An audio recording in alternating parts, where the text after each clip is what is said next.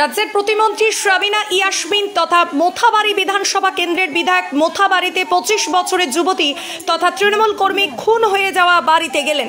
দেখা করলেন পরিবারের সদস্যদের সাথে, সমস্ত রকম তদন্তের আশ্বাস দিলেন, আর্থিক ক্ষতিপূরণ দেওয়ার প্রতিশ্রুতি দিলেন, তার পাশাপাশি সেই পরিবারের পাশে থাকার আশ্বাস দিলেন।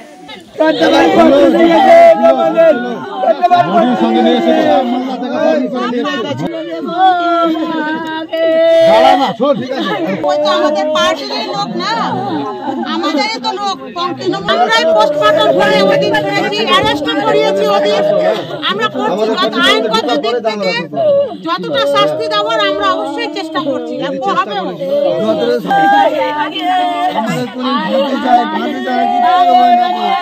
যা লাগবে টিউশন যা লাগবে আমাকে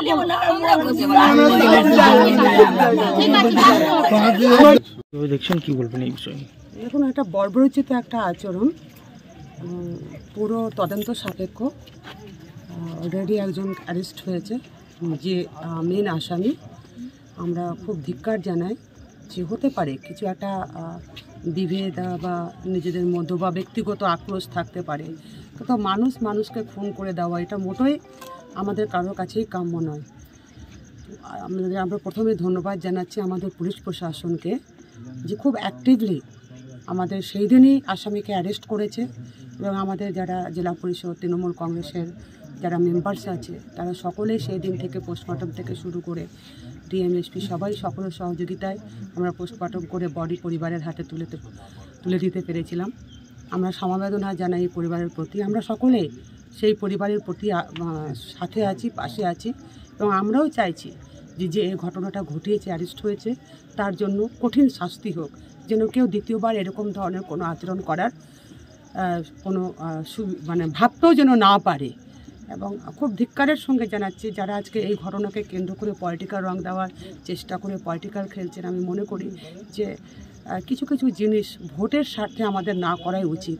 এটা একটা অন্য রকমের একটা মার্ডার, সেটাকে সেই মার্ডারকে ছোট করে দেখানো বা পলিটিক্যাল ফায়দা না নিয়ে যেন আমরা এই কজগুলো সামাজিক দিক থেকে যে কেন এসব ধরনের মার্ডারগুলো হচ্ছে সেগুলো উপযুক্ত শাস্তির ব্যবস্থা করে একটা সচেতনতার মধ্য দিয়ে আমাদের সমাজকে এগিয়ে নিয়ে যাওয়া উচিত। যাই হোক, আমরা যে করেছে সেই পরিবার সে অ্যারেস্ট হয়েছেই, এবং আমরা সকলেই খুব ধিক্কার জানাচ্ছি এবং কঠোর শাস্তি চাইছি। সেই পরিবারের পাশে আমরা আছি এবং সব ধরনের আমরা সহযোগিতা করব।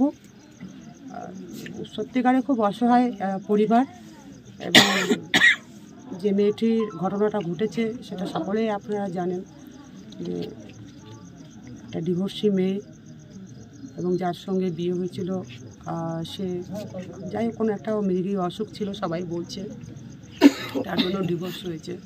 তারপরেও ভালোবাসা দেখিয়ে, ভালো ব্যবহার দেখিয়ে, যা শুনলাম আমি, যে খুবই ভালো সম্পর্ক ছিল ওই পরিবারের সঙ্গে এবং যাতায়াত ছিল। এভাবে মানুষ কি করে খুন করে দিতে পারে? একদিকে ভালোবাসা দেখাচ্ছে বা পরিবারের আত্মীয়তা দেখাচ্ছে, আর অন্যদিকে আবার তার গলা কাটছে। এটা বিকৃত মস্তিষ্ক ছাড়া এটা হতে পারে না। তো আমরা সকলেই কঠোর শাস্তি চাইছি।